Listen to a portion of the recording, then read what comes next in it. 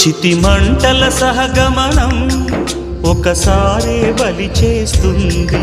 పతి విడిచిన సతిగమనం ప్రతి నిమిషం రగిలిస్తుంది.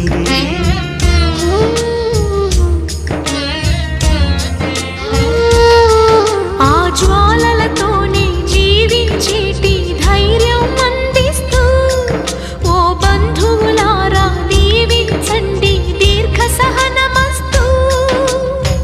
నువ్వు రామా మాంగల్యమా వివాహపు వేదికలో నిన్ను ముడేసిన నిన్నటి వేళ్ళకి విడాకుల వేడుకలో నేడు తెంపడం నేర్పడానికి.